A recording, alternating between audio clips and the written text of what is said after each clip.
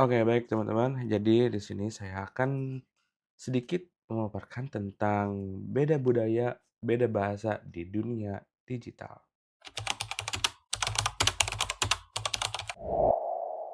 Baik, di era digital sekarang itu satu emoji aja kita bisa punya arti yang berbeda ya. Terutama antara Gen Z dan milenial itu dalam kata-kata atau mungkin dalam emoji juga itu sangat berbeda pengertian ya. Yang satu menganggapnya sopan, yang lain justru merasa canggung, atau ini bukan sekedar perbedaan gaya ya, tapi ini adalah perbedaan budaya komunikasi. Di era digital sekarang, kita hidup dalam masyarakat multikultural.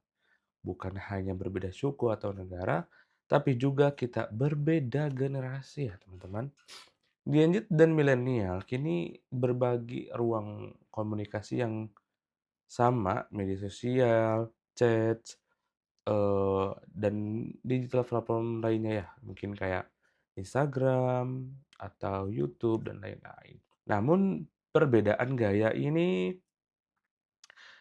seringkali menimbulkan salah paham gitu.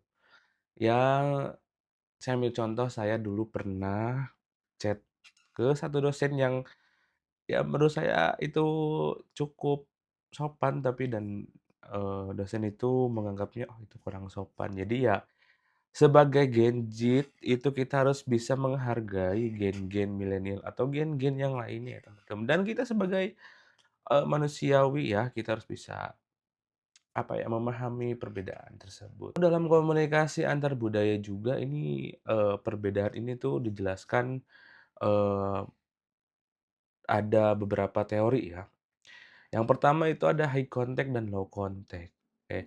Tipe komunikasi high contact ini lebih mengandalkan makna bersifat, tersirat ya dan, simbol low contact itu lebih langsung ya dan, jelas ya seperti itu. Nah Gen Z ini cenderung, banyak menggunakan komunikasi high contact ya dibanding low contact.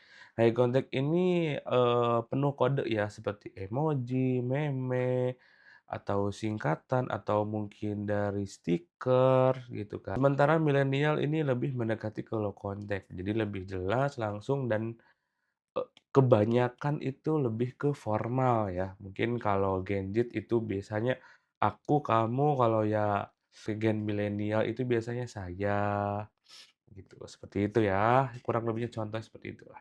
Lalu teori kedua itu adalah interaksionisme simbolik.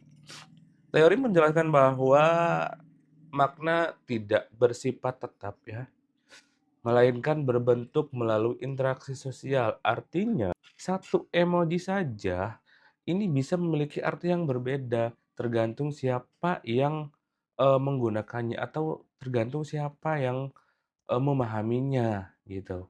Nah, contohnya saya akan mengirimkan, dokumen atau saya akan mengirimkan buku ini besok pagi ya gitu. Nah kalau Gen Z itu biasanya besok aku kirim ya atau besok aku ke sana deh. Nah, seperti itu. Itu perbedaan, kata aja ya. Contoh mungkin dari emoji, mungkin yang emoji yang gini itu ramah ya, atau kalau gen milenial itu yang emoji seperti ini itu biasanya lebih ke dingin atau pasif gitu kan ya.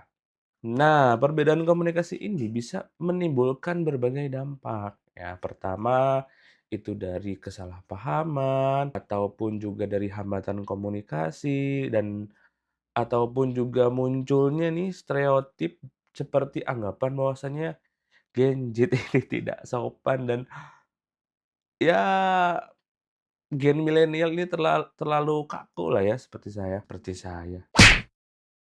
Sepertinya begitu. Nah, namun di sisi lain juga, perbedaan ini juga membawa hal positif, teman-teman.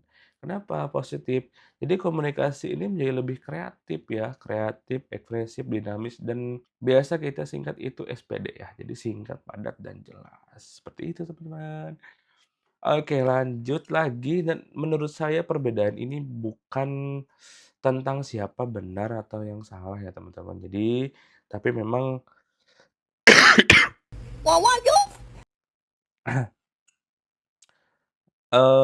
Tapi memang tentang bagaimana setiap generasi membentuk budayanya sendiri dalam ruang digital. Masalah muncul ini ketika kita memaksakan standar komunikasi kita kepada orang lain itu dalam masyarakat multikultural, termasuk perbedaan generasi yang, dibutuhkan bukan keseragaman, tapi pemahaman. Makanya kita sebagai Gen Z, itu harus lebih memahami gen-gen yang milenial ya, gen-gen yang sebelumnya lah, apalah itu. Nah, milenial ini perlu memahami bahwasanya gaya komunikasi Gen Z adalah bentuk adaptasi zaman ya. Dan Gen Z juga perlu memahami nih konteks formal, terutama dalam dunia profesional ya. Komunikasi yang efektif itu terjadi ketika kita bisa menyesuaikan diri dengan lawan bicara. Seperti itu. Lalu di era digital sekarang itu komunikasi itu bukan hanya soal kata, tapi soal makna yang dibentuk oleh budaya ya, termasuk budaya generasi karena pada akhirnya memahami perbedaan adalah kunci untuk, semuanya akan tetap terhubung dan tetap bersilaturahmi bersama. Begitu aja dari saya, kurang lebihnya mohon maaf. Assalamualaikum warahmatullahi wabarakatuh.